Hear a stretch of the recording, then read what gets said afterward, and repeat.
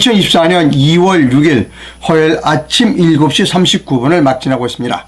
언제나 마찬가지로 아직 구독을 신청하지 않으신 분은 구독을 꼭 눌러주십시오라고는 부탁의 말씀을 드립니다. 망나니 칼춤을 춘 한동훈과 이복효는 사퇴하라. 망나니 칼춤을 춘 한동훈과 이복효는 사퇴하라. 자, 시작하겠습니다.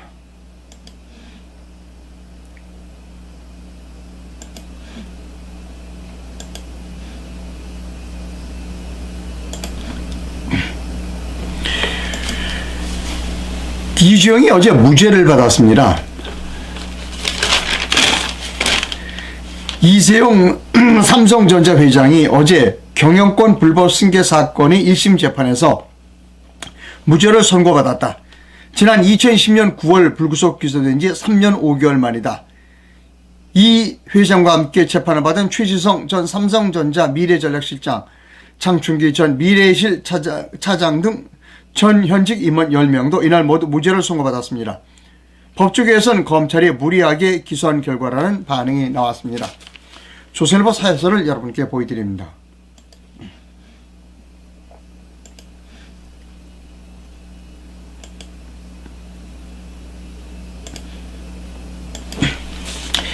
이지용 전체 조선일보 3호의 사설의 제목은 이겁니다. 이지용 전체 무죄 받았다. 국가 경제에 피해를 끼친 반기업 적폐몰이다라고 하는 사설 제목의 일부를 소개해드립니다. 검찰의 과잉 수사가 삼성의 사법 리스크를 안긴 사이에 미국 애플, 대만의 TSMC 등 외국 경쟁사들은 공격적 투자로 삼성의 시장을 잠식해 나갔다. 스마트폰 세계의 시장 점유율이 떨어지고 차세대의 먹거리인 시스템 반도체 2위가 격차가 더 벌어졌다. 주요 전략적 의사결정을 해야 할 기업 총수의 발이 묶인 탓에 글로벌 IT 산업이 활발한 합종연행으로 재편되는 동안에도 삼성은 차세대 성장 동력 확충을 위한 인수합병을 제대로 성사시키지 못했다. 국가 전체 수출의 20%를 담당하는 대표 기업 총수를 피의자로 붙잡아둔 과잉 수사로 피해를 본 것은 결국 국가 경제다. 이번 사건을 계기로 우리 사회 일각의 반기업 풍조, 일부 검사들의 삐뚤어진 공명심과 수사 방식에도 변화가 있어야 한다는 겁니다.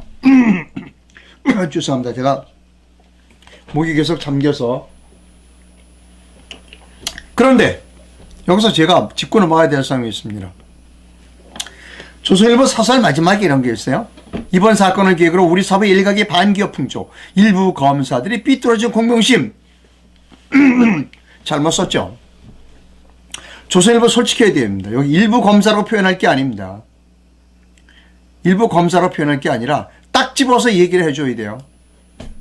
윤석열, 한동훈, 이복현이라고 얘기를 해줘야 되는 겁니다.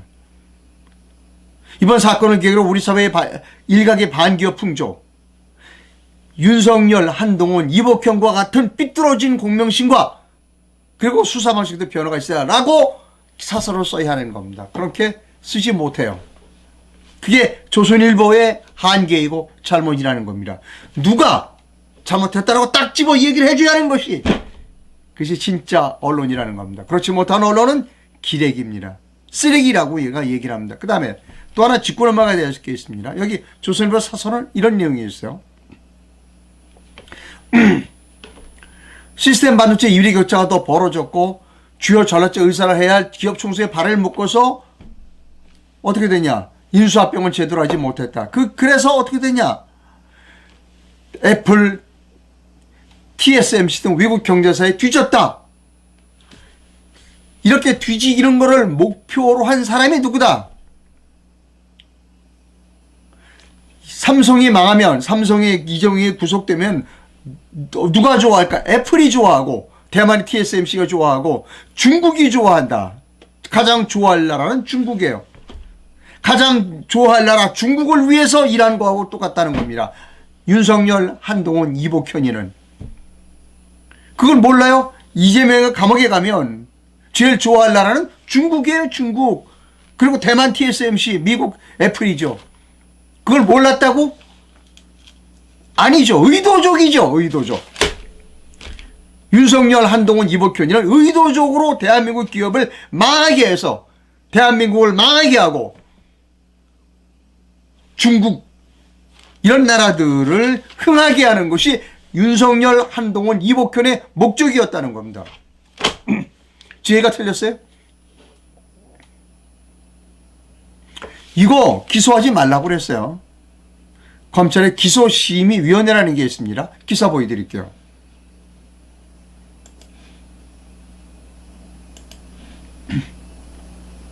자,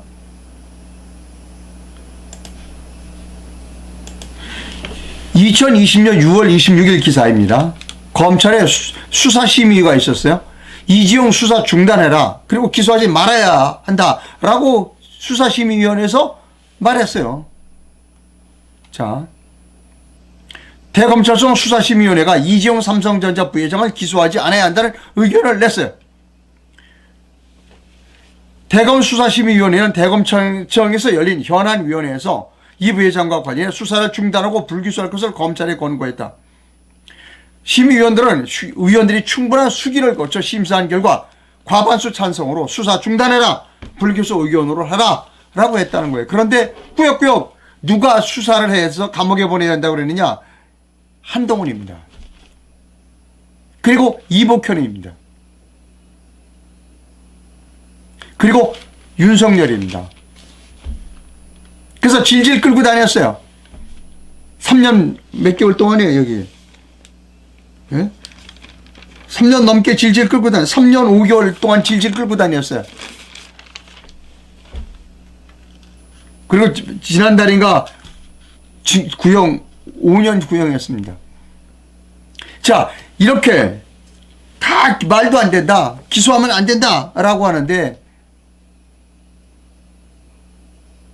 기소를 했던 그 사람 실무 책임자가 이복현이었습니다. 지금 현재 금융감독원장으로 있습니다. 그래서 기자들이 만났어요. 쫓아가서. 어제 만났습니다. 어휴, 잠깐 스톱. 어디 가려고 그러는 거 딱 잡았어요. 자, 이복현 금융감독원장님, 지금 이재용 씨 무죄 났잖아요. 어떻게 생각해요? 라고 물었어요. 그랬더니 이렇게 대답했습니다.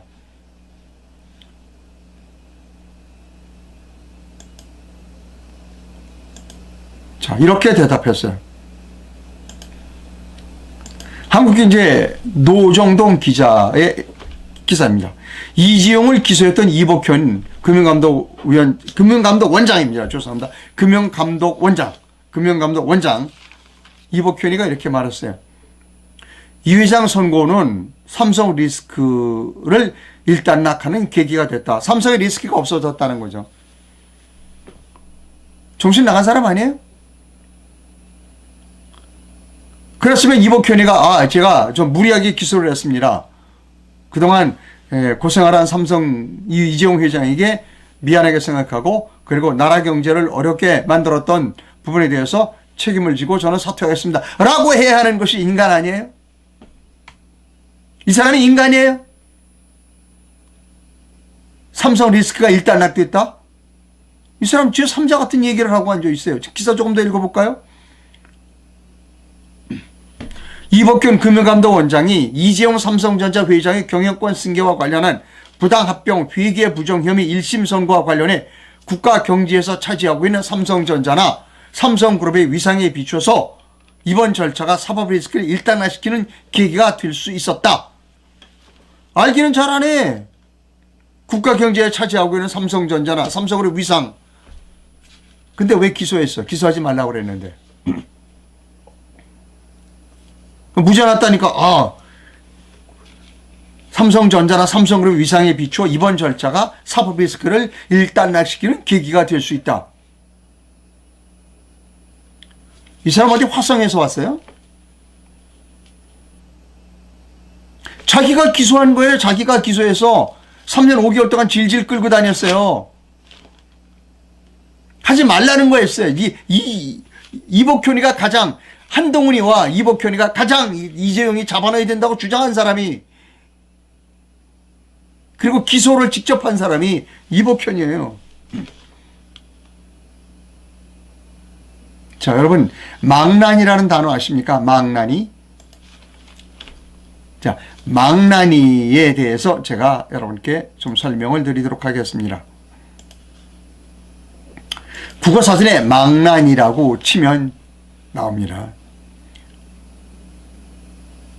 이 칼로 사형수의 목을 자르는 겁니다. 예전에 사형을 집행할 때 죄인이 목을 베던 사람을 망나니라고 합니다.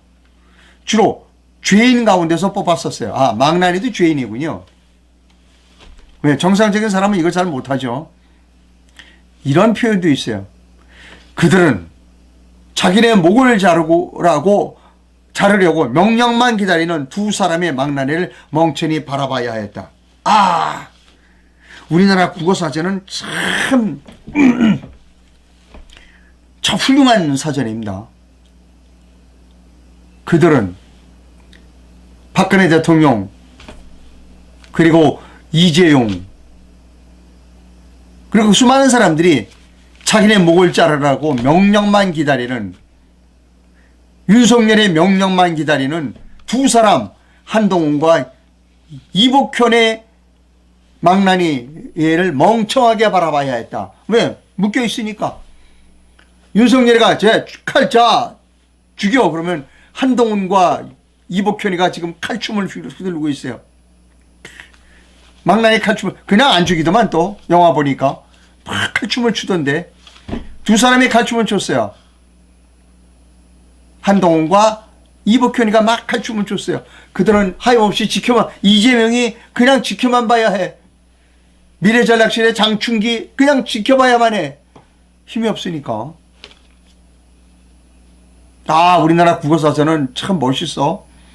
그들은 자기네 목을 자르려고 그들은 자기네 목을 자르려고 윤석열이 명령만 기다리는 한동훈과 이복현이 망나니 칼춤을 멍하니 쳐다봐야 했다. 아, 대한민국. 아, 대한민국. 한동훈과 이복현이는 사퇴해야 합니다. 그리고 특검을 통해서 이 둘은 단죄 받아야 합니다. 그것이 법치국가라고 하는 겁니다. 윤석열도 책임져야 합니다. 지금 현직 대통령이 있으니까 내려러 갈 수는 없고, 윤석열은 사과하고 임기가 끝나면 윤석열도 법의 심판대에 서야 합니다. 이것을 법치국가라고 합니다.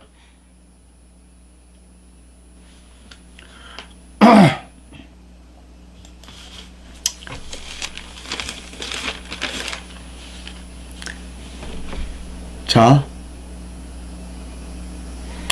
광고합니다.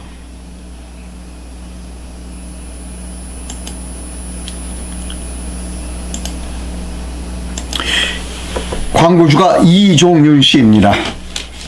윤석열과 한동훈, 이자들은 태블릿 PC 증거를 조작한 국가 내란범입니다. 이 불법 사기 탄핵은 대통령 개인의 탄핵이 아니라 자유 대한민국 체제의 탄핵입니다. 탄핵은 위법이고 대통령은 죄가 없습니다. 불법 사기 탄핵의 진실을 외면하는 이기적인 국민성, 거짓 조작 태블릿 PC에 분노하지 않은 노비근성이 우리나라의 민족성이라는 겁니다. 자, 어제 그렇게 질질 끌던 비례대표제를 어떻게 할 것인가, 이재명이가 어제 이제 얘기했습니다. 옛날 방식 그대로 하겠다. 지난번 21대 총선 그대로 하겠다. 그래서 위성정당도 만들겠다는 겁니다. 병립형으로 돌아가겠다 하는 겁니다.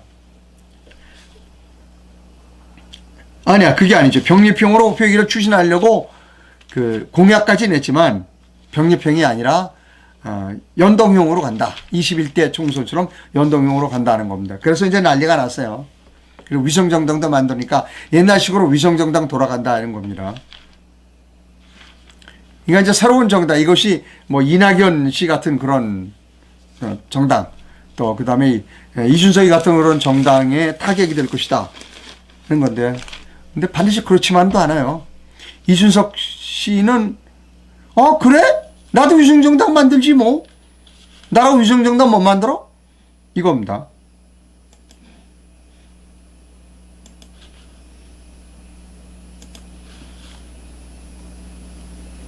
자, 유승이가 그랬어요. 위성정당 우리도 만들 거야. 우리라고 못 만들겠나? 그 다음에 새로운 미래라는 정당은 그 이낙연 씨 정당 같은데, 이낙연 씨 정당도 나쁘지 않다는 겁니다. 새로운 미래 박원석 책임위원은 이렇게 말했어요. 기자들을 만나갖고 다행이다. 다행이다. 병립형 비례대표제 회계보다 최소.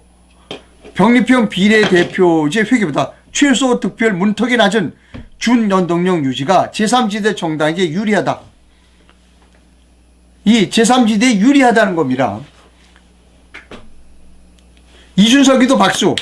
그 다음에 그 이낙연이도 박수입니다. 자, 이렇게 그 21대 총선은 지난번 형식으로 이 준연동제로 가면 이렇게 됩니다. 투표 용지가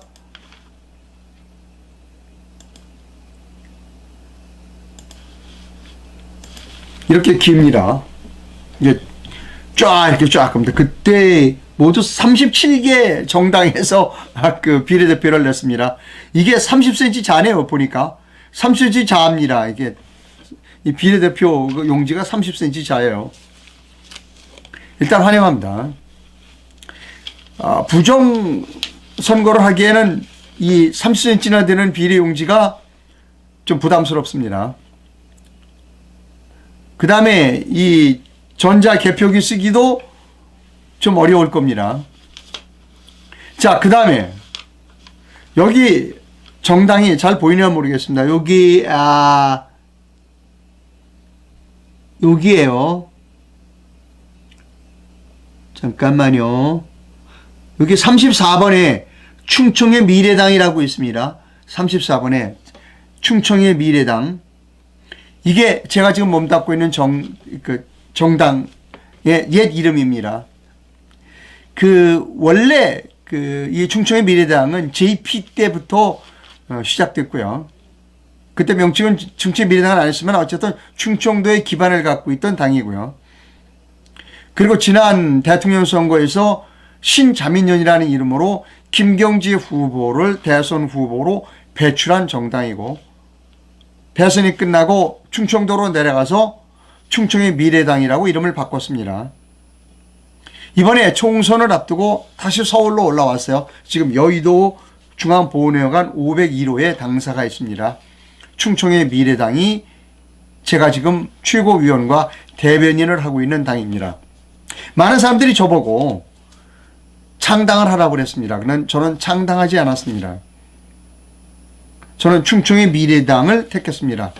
이유가 있습니다.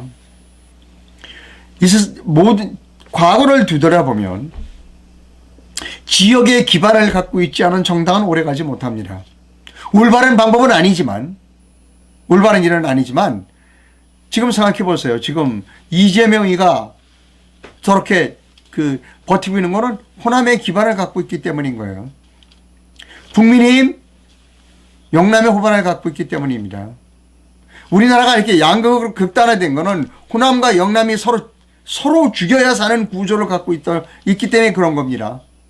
그래서 지역적으로도 중간 정당에 나와야 되는 겁니다. 충청의 미래당을 제가 택했습니다. 그리고 저는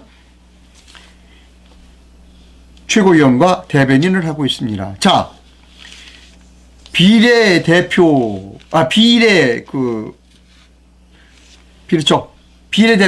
후보를 선정을 하는 거. 그 방식이 병립형이 아니라 연동형으로 결정이 됐어요. 이준석이도 좋아하고 이낙연이도 좋아하고 있어요. 그러면 저는 좋아해야 될까요? 나빠야 될까요? 여러분, 제가 퀴즈 드릴게요.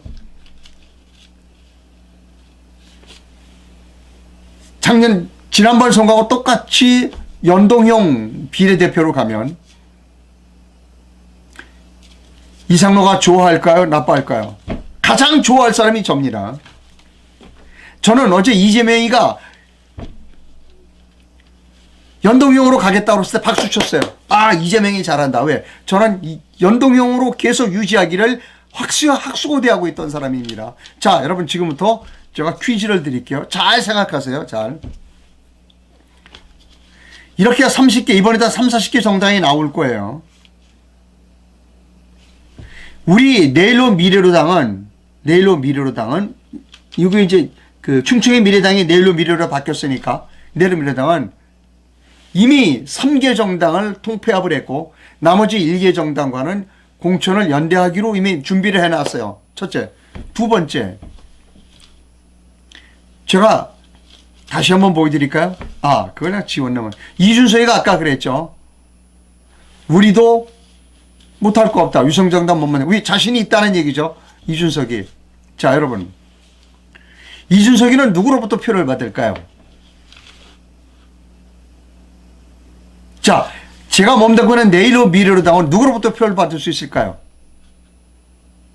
저는 이럴 때를 대비해서 네트워크를 구축해 왔어요. 즉 전국에서 부정선거를 척결하자라고 하는 그런 애국적인 사람들과 네트워크를 형성해 왔어요. 여러분께 제가 퀴즈를 드릴게요. 다음 이 4월 10일 선거에서 나는 무조건 부정선거를 척결해야 된다라고 주장한 사람에게 표를 찍어주겠다 라는 유권자가 몇 명이나 될까요? 어떤 사람은 이렇게 말해요. 지금 막 들으면서 부정선거 척결해야 된다 막 데모하는지 하지만 결국 그 사람들도 투표 찍으러 갈 땐 1당 아니면 1번 아니면 2번이야 라고 주장하시는 분도 있어요. 예, 저는 그 주장도 틀리지 않다고 생각해요. 그러나 그것은 부정선거 척결을 주장하는 후보가 강력한 후보들이 집단, 부정선거를 척결해야 된다라고 하는 강한 목소리를 냈던 후보들이 집단, 한 20, 30명이 모여서 비례대표 후보로 나간다면 여러분 누구를 찍어주시겠습니까? 저는 그 일을 지금까지 해봤다는 겁니다. 우리 내일로 미래로당은 제가 내일로 미래로당에 입당한 뒤부터 전국에 현수막을 제일 많이 붙인 정당입니다. 자, 저는 지금까지 해봤고 이제 본격적으로 우리 당으로 입당하세요. 지역은 힘들어요. 지역은 힘듭니다. 제가 가장 우려했던 거는 뭐냐면 권역별 비례대표로 가는 게 가장 우려했었어요. 왜? 권역별 한 개 권역에서 부정선거 반대하시는 분은 숫자가 적어들잖아요. 그러나 전체 대한민국에서 부정선거를 반대하는 강력한 리더들이 한 20, 30명 모여있다. 비례대표로 나왔다. 여러분 찍을 거예요? 안 찍을 거예요? 물론 그럴 수도 있어요.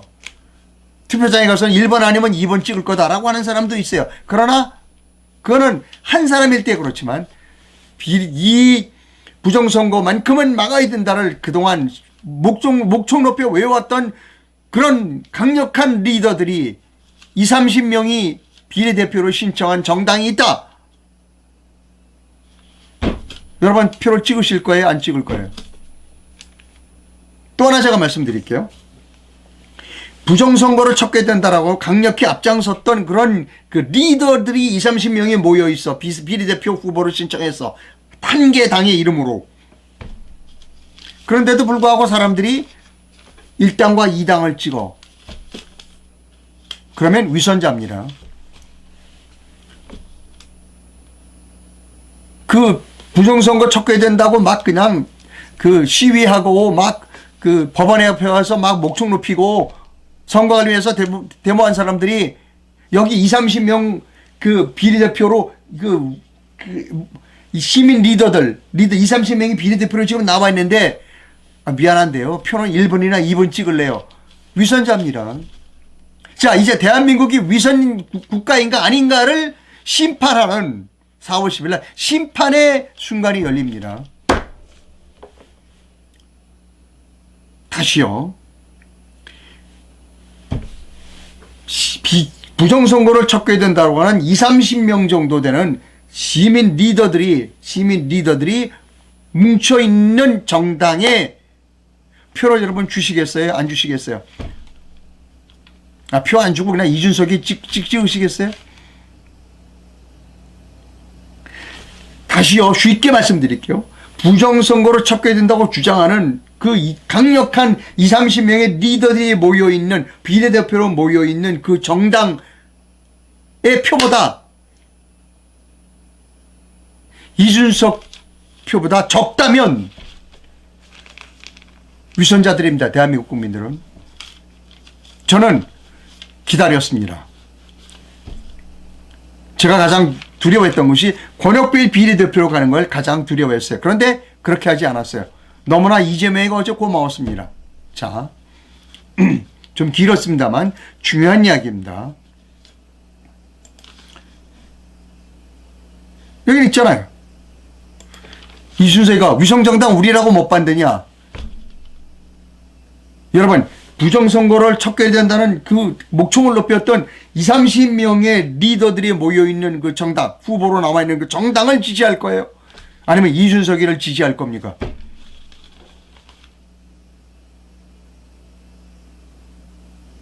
대답은 명료합니다.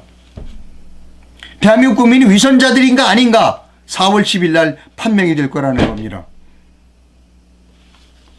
자,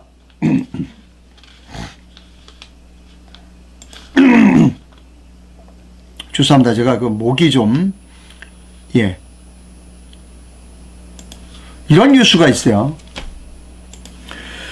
여러분, VON의 김미영 대표 아실 거예요. 근데 어제 깜짝 놀란 뉴스가 있어요. 총선 보이콧으로 선언했어요. 김미영 씨가. 파국적 상황을 눈앞에 두고 우선 저는 이번 총선에 대해서는 보이콧 입장을 선언합니다.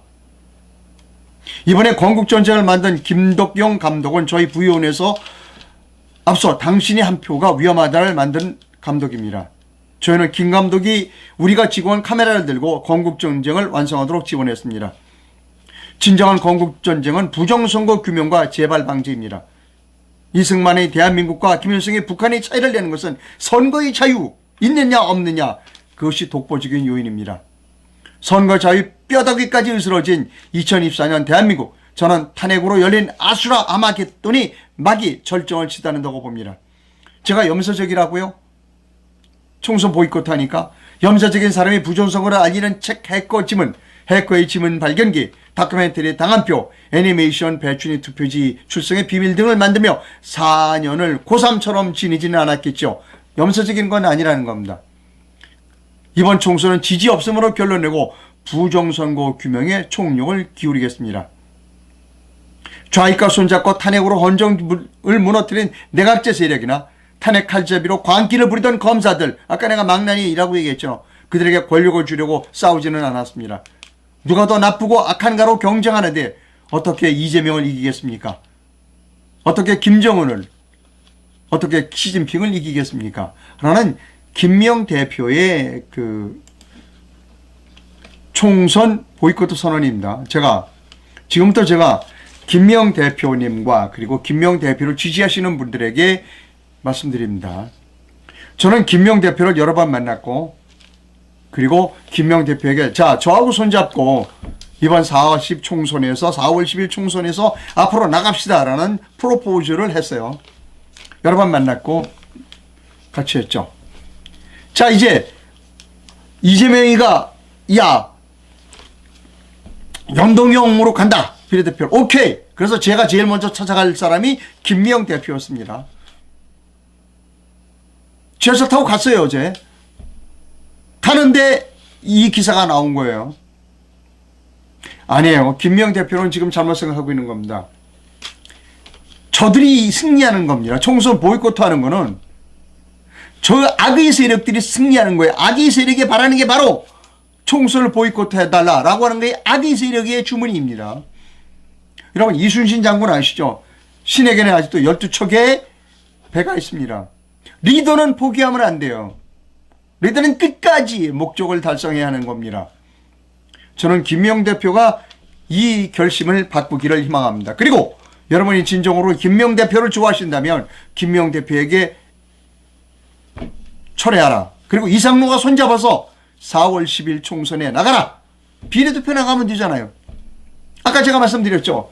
앞장서서 싸우는 비례대표, 부정선거에 앞장서 싸우는 20, 30명이 모여있는 비례대표 명단에 모여있는 그 정당에 참여하라는 겁니다. 여자는 홀수예요. 비례대표에. 여자는 홀수입니다. 그래서 다 1번은 여성입니다. 1번, 3번, 5번은 다 여성입니다. 여러분이 정말로 VON의 김명 대표를 좋아하신다면 전화를 해서 김명 대표에게 압박하시기 바랍니다. 당신 생각 잘못하는 거야. 이상훈하고 손잡고 나라를 구하세요 라고 명령하시면 됩니다. 김명 대표에게. 제가 어제 김명 대표 만나려고 전철 타고 가는 중이었어요. 가서 전화 이분이 또 잘 안 받아요. 그래서 사무실 직접 찾아가려고 가는데 이 기사가 뜬 거예요. 그래서 제가 문자 보냈어요. 김명 대표님 저에게 전화 좀 주십시오. 아직 전화가 없어요. 제가 말씀드립니다. 리더는 끝까지 책임져야 하는 겁니다. 이순신 장군이 끝까지 책임지듯이 리더는 책임져야 하는 겁니다. 여러분 김명 대표에게 전화하세요. 4월 10일 이상로와 함께 손잡고 나라를 구해라 라고 명령하시면 됩니다.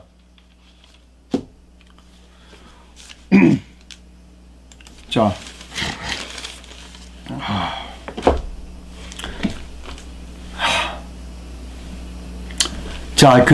지난 크리스마스 때 안타까운 사건이 있었죠. 아파트 화재가 나갔고 4층에서 7개월 된 아이를 이렇게 아버지가 안고 뛰어내렸습니다. 그래서 아이는 살았고 아버지는 불행하게도 운명을 달리했습니다. 근데 제가 그 사건이 이상하다. 왜 문을 열고 아파트 문을 열고 화재는 3층에서 났어요. 피해자 아기를 안고 뛰어내린 아버지는 4층에 살고 있는 사람입니다. 그러면 4층에 살고 있으면 문 열고 나와서 피난 계단을 통해서 계단 타고 내려오면 되지 않냐. 계단이 연기가 꽉 차서 내려올 수 없었던 겁니다. 그런데 소방법에 우리나라 건축법에 계단에는 연기가 들어가지 않도록 설계가 되어 있어요. 그렇게 하라고 되어 있어요. 그게 잘못인 거예요. 왜? 이론적으로는 그렇지만 실제로 그렇지 않은 겁니다. 실제로. 소방저널인가요? 소방저널에 좀 보여드릴게요. 소방저널 동영상입니다. 제가 잠깐 읽어드립니다. 조금만 기다려주세요. 동영상이라.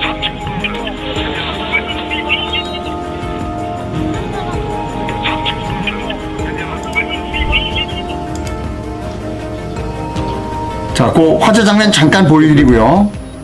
화재 장면 잠깐 다시 한번 보여드립니다.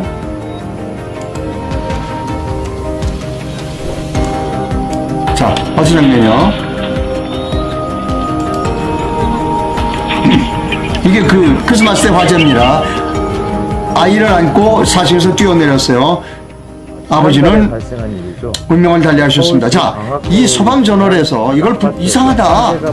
아무래도 이상하다. 그래서 분석을 했어요. 아마도 많은 독자분들께서 1분 40초로 갑니다. 자세히 보고 계실 겁니다. 저희도 현장에 보여드릴게요, 여러분. 사고가 난 다음 날 기자 두 분이 방송을 합니다. 둘러보면서 여러 가지 좀 의문점이 있었거든요. 아니나 다를까 저희 뉴스와 유튜브 영상이 나가고 나서 많은 독자분들께서 유튜브에 들어오셔서 기사를 독자분들이 제시하신 여러 가지 의문점들이 있었는데 저희가 그때 당시 현장에서 생각했던 부분하고 거의 비슷하는 것들이어서 저희 역시도 한 번의 취재 이후에 추가적인 모니터링을 통해서 그때 사고에 의문점을 해소하기 위한 정보를 추가하기 노력을 했습니다. 그러던 중 오늘 날짜로 저희가 관련된 여러 가지 의문점을 좀 풀 수 있는 실마리들을 찾아서 지금 방송을 통해서 한번 설명을 좀 드리려고 해요. 우리 박준호 기자가 함께 취재를 했는데 죄송합니다. 좀 실수가 있었어요. 그래서 뭐라 그럴까 오디오가 좀 중복으로 나갑니다. 그래서 중복으로 나가는 오디오를 좀 끊겠습니다. 강화문들이 전부 다 개방이 돼 있었기 때문에 다 최상층으로까지 확산을 한 건데 여기서 저희가 가장 의문스러웠던 부분은 3층에 이거 좀 잘 보여드리려다가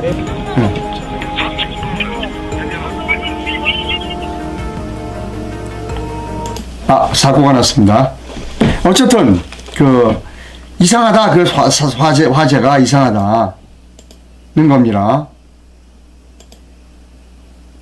동영상 조금 까다롭습니다. 어쨌든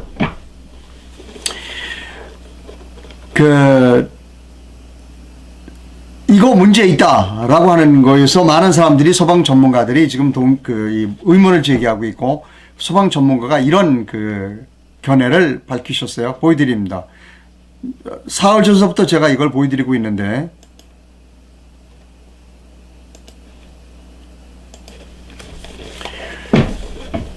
자, 화재가 여기 났어요. 3층이고 4층에 있는 분이 아기를 안고 또 이렇게 추락했어요.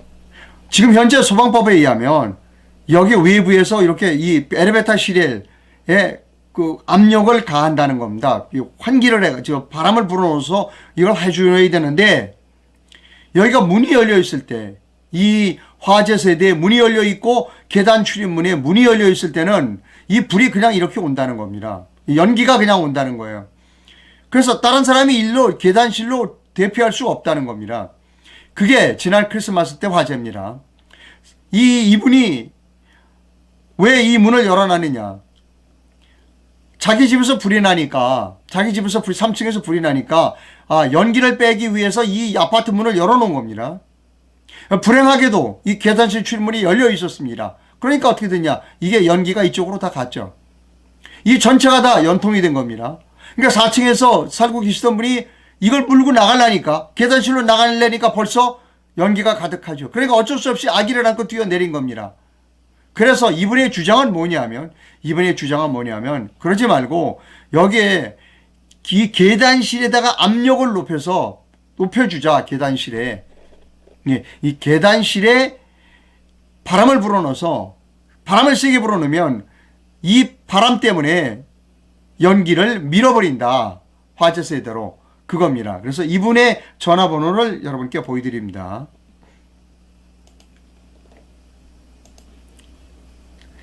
이와 같이 개선되기 위해서는 입주자 국민 여러분이 이를 알고 개선하라고 추궁해야 합니다. 오래된 아파트라면 입주자 대표회의나 관리실에서 우리 아파트도 이 계단실에 바람을 불어넣자 라고 요구하시고, 새 아파트라면 건설사나 시행사에게 우리는 그렇게 해주십시오라고 요구해야 한다는 겁니다.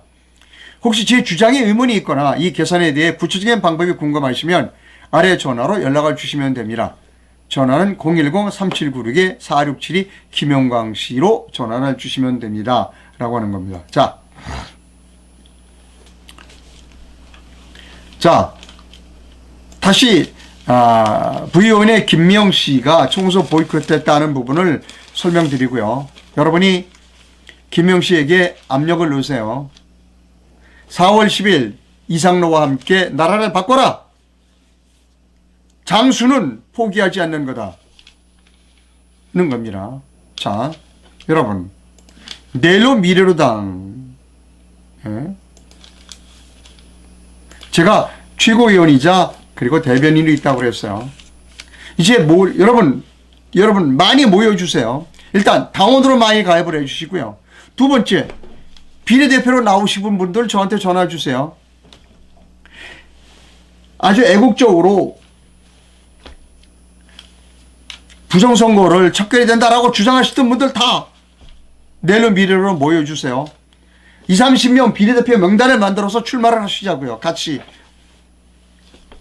순번을 정하는 거는 방법이 있어요. 투표하면 돼요.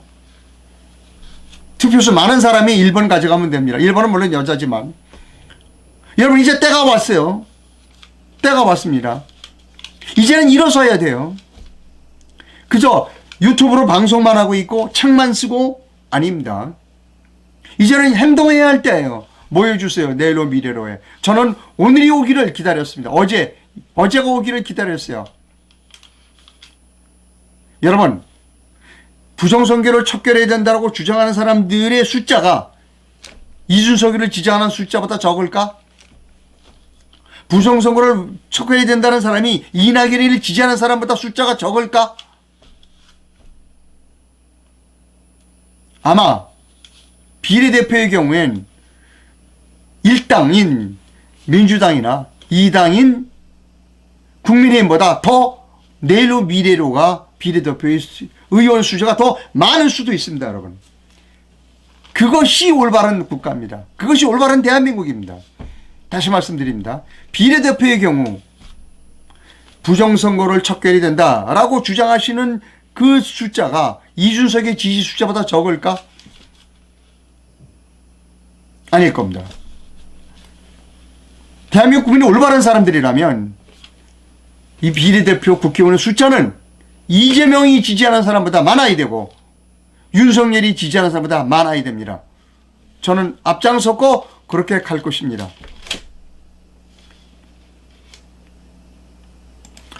자,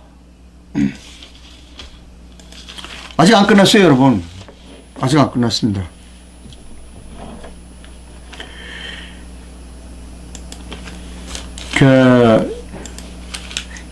이승만의 다큐 전쟁이라는 죄송합니다. 이승만의 다큐 건국 전쟁이라는 다큐 영화가 좌석 판매율 32위로 1위를 차지하고 있다는 겁니다. 대단합니다. 이게 대한민국 희망이 있다니까요. 대한민국 망하는 나라가 아닙니다. 희망이 있는 나라입니다. 대한민국은 누구 때문에 망하느냐? 네이버 같은 사람들 때문에 망합니다. 네이버는 지금도 이승만 다큐가 1등인데 좌석 판매 1등인데도 포스터 사진을 게재하고 있지 않답니다. 그게 네이버입니다. 반드시 응징해야 한다 하는 것을 제가 지금까지 주장하고 있습니다. 그 다음에요. 이승만에 대한 오해가 있어요. 이 다큐를 보고 저도 알았어요. 이런 오해가 있었습니다. 다큐를 보고 안 거예요. 영화 건국전쟁에 밝히는 이승만에 대한 오해와 진실. 첫째, 이승만이 분단의 책임지었다고 사람들이 얘기하는데 진실. 이승만이 귀국하기도 전인 1945년 9월 소련 스탈린이 북한의 친서 정권을 세우라는 지령을 먼저 내렸어요. 친일파를 등용했다. 천만의 말씀. 초대 내각의 대부분이 항일 독립운동가였습니다. 6.25 때 이승만이 도망가려고 했다. 그래서 런승만이었다. 천만에. 서울 시민에게 남으라는 방송을 한 얘기 없고 끝까지 해외망명을 거부했다는 겁니다.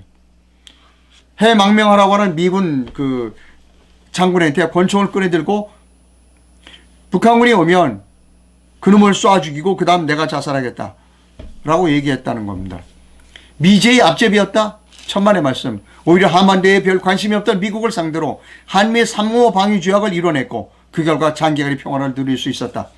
독재지였다? 천만의 말씀. 의회와 언론의 역할이 봉쇄된 적이 없었다. 부정선거 원형이다. 천만의 말씀. 3.15 부정선거는 이승만의 당선을 위한 것이 아니었고 4.19 이후 수책임을 지고 스스로 하야했다. 이거는 그때 이승만은 상대 후보가 사망했기 때문에 대통령이 그냥 당선된 거예요. 이기붕이 부통령 선거에서 부정선거가 있었습니다. 책임을 지고 이승만이 물러난 거라는 겁니다.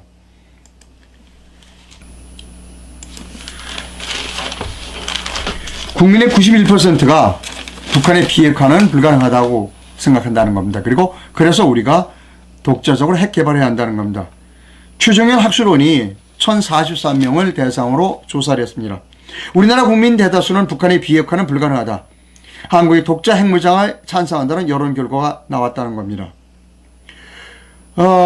독자 핵 개발을 해야 한다는 것에는 70% 정도인가요?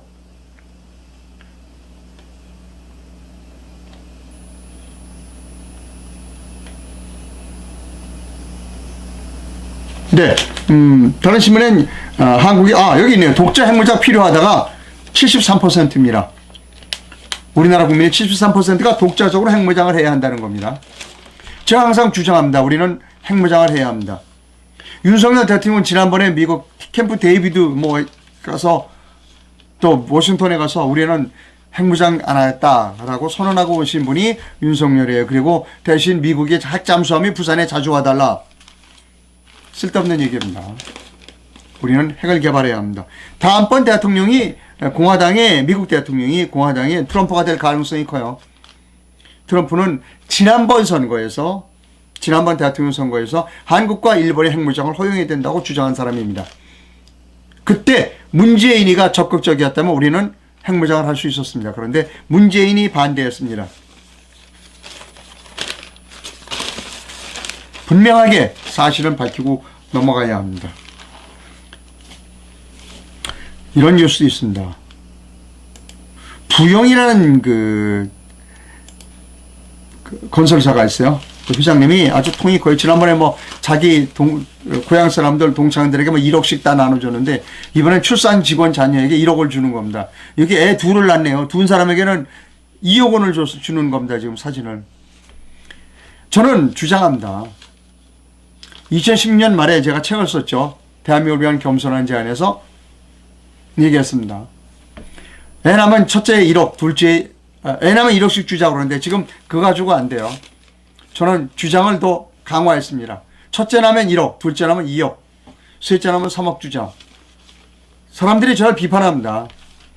이상로, 너 미쳤냐? 아이를 돈 주고 사냐? 천만의 말씀.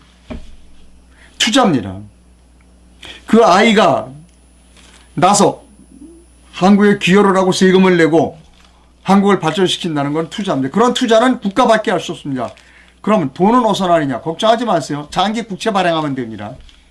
채권, 채무라는 건 뭐냐면 부채라는 거는 빚을 얻어서 더 큰 이익을 볼 수 있다면 빚을 지는 겁니다. 그게 현명한 사람입니다. 올바른 경제관념을 가지고 있는 사람입니다. 그런데 해봐야 국가가 빚을 내봐야 되돌아오는 게 없는데 돈을 많이 쓰는 정치인들이 있어요. 뭐 달빛 절도를 건설한다, 뭐 고추만 말리는 공항을 건설한다. 아닙니다.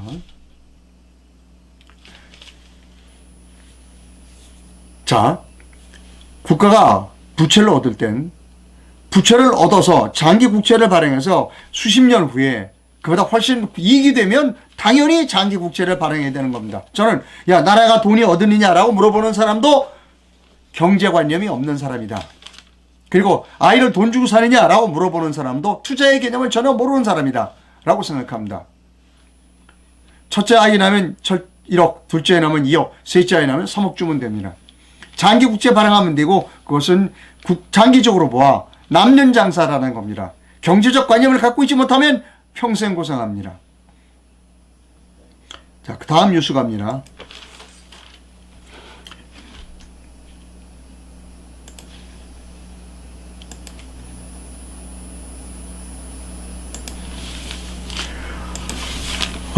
채널 A의 단독 기사래요. 법인카드로 이재명 부부가 과일을 사는데 1천만 원을 썼다는 겁니다. 그래서 검찰에 수사한다는 건데요. 전 별로 기대 안 합니다. 우리나라 법은 이재명 앞에 가서 멈춰요. 우리나라 법은 문재인 앞에 가서 멈추고 우리나라 법은 이재명 앞에 가서 멈춥니다. 희한하죠? 대통령이 검찰 출신인데 커다란 범죄를 저지른 사람 앞에 가서는 멈춰. 죄 없는 사람은 잘 잡아가도. 여러분, 정상적인 국가라면 공무원이 법인카드로 자기 아내를 주고 아내가 과일 1천만 원씩 사고 돌아다니는 거 벌써 감옥에 가도 미국이나 영국이나 프랑스 같은 데는 수십 번 갔어요. 대한민국이니까 감옥 안 가는 거예요. 이게 올바른 나라예요? 당장 보내야죠. 못 보내잖아. 감옥에 못 보내잖아. 대통령이 우리나라 대통령이 검찰총장 출신이래. 근데 왜 못 보내 감옥에? 나 같으면 감옥에 수십 번 보냈어 이 사람. 여러분, 일반 공무원이 공무원 법인카드 가지고 1,000만 원어치 과일 샀으면 그 사람이 어떻게 됐을까? 감옥 가도 수십 번 갔어. 근데 왜 이재명이 감옥에 안 보내는 거야? 법카 얘기 나온 지가 언제야? 검찰총장 출신이 대통령의 나라는 이렇게 됩니다. 죄 없는 사람은 지만원 씨 지금 감옥에 가 있잖아요. 추서훈이 감옥에 가 있잖아.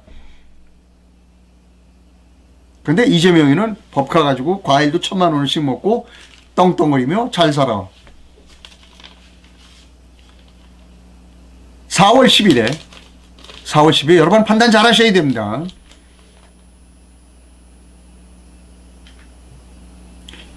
이 당을 국회의원을 많이 만들어주면 계속해서 감옥에 안 가고 대통령까지 갑니다.